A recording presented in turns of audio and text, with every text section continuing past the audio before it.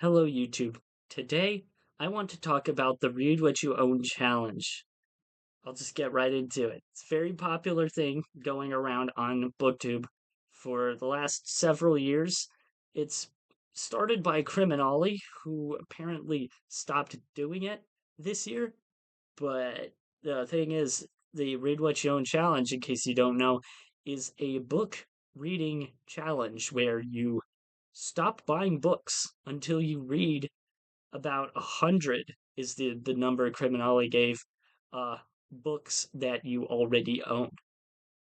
There's a lot of reasons that somebody would do this, but just a few of them are space. A lot of people have so many books that they don't have bookshelf space for them. They're wasting away in boxes in the attic. They don't even know that they own them until they go look for them. And that's that's a big deal because we only have so much space. Space is expensive. Uh, there's money, which is another obvious one, especially if you're buying new books. Because, oh my God, new books are so expensive. Some of them are like $40 if it's a nice thick one. Like, I don't have that problem as much because I mostly do used book shopping. So I'm very accustomed to paying like $5 to $10 for each book I want. I'm never gonna pay more than $25 for 99% of the books that I own. Well, not well, 25 is the upper limit. Most of them I'm paying only like $15 for. Uh, some of them, it's more of a mental issue. It's their TBR. There's way too many books on it, and they keep adding more and more, and they just want to make a dent in it before they move on, keep adding books. And it feels like a burden on the mind. And that's the reason that I have. It's burdensome. It just feels so terrible that, like, I have all these books on the shelf and I look at them all the time. I look at them and think, man, I wish I could read that book. In those little snatches of time when I'm like not doing something else, I'm not reading. I just look at the books on my shelf and think, man, I wish I could read The People of the Ruins by Edward Shanks or something like that. And I feel like I never will because even though I want to read that one, whenever I'm looking at it, that is, there's like 30 more books that come before it that would be also great to read. And that's not even counting the ones that I don't particularly like feel a need to read, but that I know that I'll like classics, books by Jane Austen, Daniel Defoe's Journal of the Plague Year or something. And I got to make a dent in those books. So that's why I decided to take up the Read What You Own challenge. I've done this several times before, actually. Only two times with success. The third time, its challenge sort of petered out. But both those times, I only did 10 books. And part of the reason for that is because, well, I'm just a slow reader. I'm a slower reader than most, I guess. Criminali is one of those people who's just insanely, monstrously fast at reading. So his initial number of 100 books was actually pretty reasonable for him because he could just knock that out in a couple of weeks. It's just fun for him, which I can't imagine. I kind of wish I could read that fast, but I know if I would, then that would just open up so many more worlds of books, so many more vistas I didn't know were there. And I would basically be in the same place I would be in now. I couldn't be able to read everything. But the mental burden is what's horrible for me. That's what I want to counteract. The thing is, with the Read What You Own challenge, you got to really define the reason that you're approaching it the way you are. Because I believe in personalizing the challenge because there's so many different factors.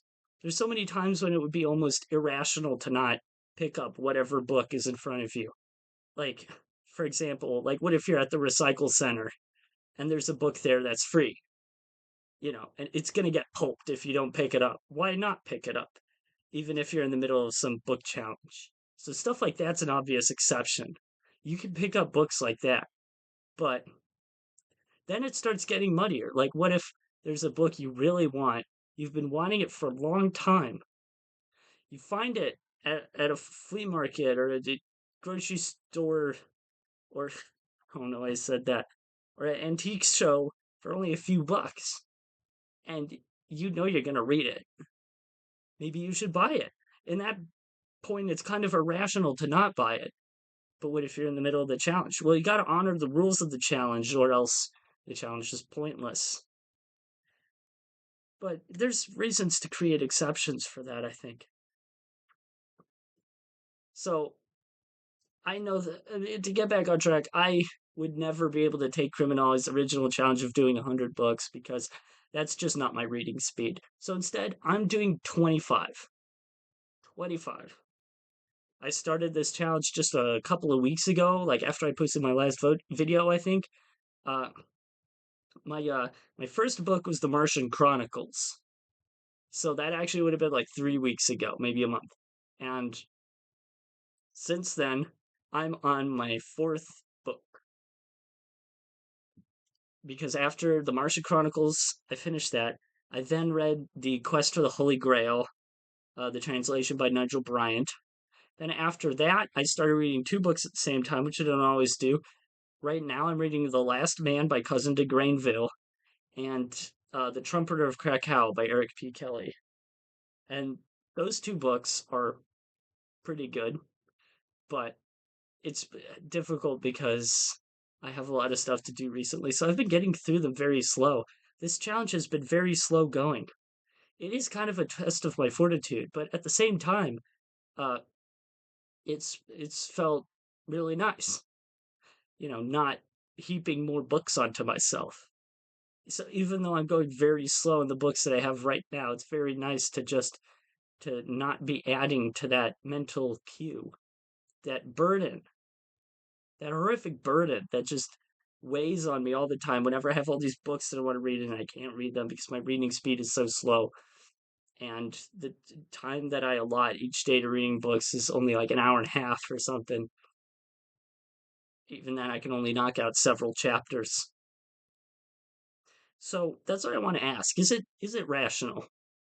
Going back to my question earlier, how rational is it really to do this challenge? Because I won't be able to read just because I'm not buying books now doesn't mean that there aren't books I still want to buy, and that I'll never buy them. I mean, I'm gonna buy them. There's books that I am thinking about that, like, when this challenge is over, I'm just gonna go buy them because I can. And this is something that Sean D. Standfast has said. He, in particular, thinks that the whole challenge is a waste of time. His philosophy is you can't win. And you know what? I sort of agree with, I half agree with that. You can't really ever win with this kind of thing. Everybody who has a hobby has a surplus of that thing, almost by necessity, I think. Every woodworker has an entire warehouse of lumber that he keeps adding to just because he doesn't quite know what he'll always need. He'll always have that massive warehouse full of lumber. Uh, a guy who makes doll houses will always have a giant room full of millions of little pieces of furniture that he doesn't know if he'll ever use. Uh, every bookworm has books, has shelves and shelves and shelves of books that he'll never read, and that's normal, I think. But the thing is, that's already the way it is for me. I've got like 300 plus unread books that I'll never get to, and I'm the age I'm at. I'm 25, so I'm pretty young, but like I'm starting to think I'm getting to the age where I'm starting to think about the rest of my life. And I'm starting to realize that some of these books I might not read until I'm like fully grown up, like 5, 10 years from now. Some of these books may last until then. And I'll think to myself, well, was it worth it waiting that long? So I want to make a good dent in that TBR. I want to make a good dent in that. But does that really, but what's the point of that? What's the point of that? There's books I want to buy. Let me show you one of them. When did I buy this book? About 2 weeks ago, after I started the challenge. That's right, I broke the challenge. I'll admit it, I broke the challenge. I bought one book, and this book is exactly what I was describing earlier. I went to an antiques fair and there was a dealer there selling books, a lot of old books, vintage books. And I saw a copy of Dick Onslow by W.H.G. Kingston. W.H.G. Kingston, if you don't know, you probably won't. He's a boys' adventure novelist from the, you know, mid to late 1800s. His main claim to fame really is just being mentioned in Robert Louis Stevenson's poem that is the prelude to Treasure Island. And I don't think he's ever been reprinted since. Like, honestly, I think all of his books are just like this. Like none of them are actually there's no serious reprints or anything. Nobody's in love with them. But that piqued my curiosity because I love adventures and I kind of like boys adventure books too. R.M. Ballantyne, I own several of his books and I'm kind of interested in reading them. I haven't read all of them, obviously. That's why I'm doing the challenge. But I owned like nothing by Kingston. I've been looking for this book for a while. I had a shopping cart open for the longest time that included like 10 or so books, and one of them was this book for $5. Well, guess what? Here at the antique show is $5. And I'm always looking for these W.H.G. Kingston books, and I'm never finding them anywhere. Like at the biggest bookstores in the Midwest that I go to, they just don't have any. John K. King doesn't have any, which is weird because they take a lot of books and there are all these old hardcover books and I just not finding W.H.G. Kingston, but I found him here at this random antique show dealer, like one table of just random books, and it's even one that I know about. Like there was one at John K. King actually, but it was like Dick Hardley's Adventures in the Indian Ocean or something stupid. This one is Dick Onslow Among the Redskins, which is very different to me. Don't ask me why, but I feel like I would enjoy this one way more than I would like somebody's Adventures in the Indian Ocean. Maybe it's just the the geographical location that I like. What? The thing is, I bought this book, right? I literally broke my reading challenge. And yet, I don't feel like I've broken anything. I mean, it's been a couple of weeks now. I have desisted from buying books other than this one. I didn't buy anything before, I didn't buy anything after.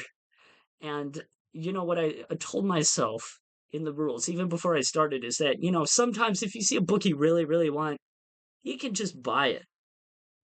And and then but you have to make it so that after you finish the current book you're in, you have to read this book next. So I will read Dick Onslow Among the Redskins next, and it might be a difficult, grueling read, depending on how good W.H.G. Kingston is at spinning a yarn. But yeah, I want to say like you don't have to follow the rules of the challenge super well. I mean, I've gone a whole month and I've only bought one book. That's very good. If I didn't buy Dick Onslow, I'd probably be thinking about it right now that I didn't buy that book. Or maybe I wouldn't really. Maybe I wouldn't regret it that much. But the thing is, we all need novelty. We all need spontaneity. The thing about this challenge that hurts me the most is the fact that I can't go to the bookstore and just buy books anymore. Because I'm thinking, well, damn, how am I going to have fun? That was like one of the main things that I like to do for fun.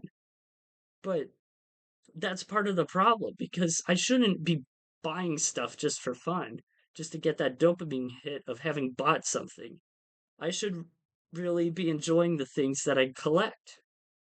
And that's why I embarked on the reading challenge in the first place.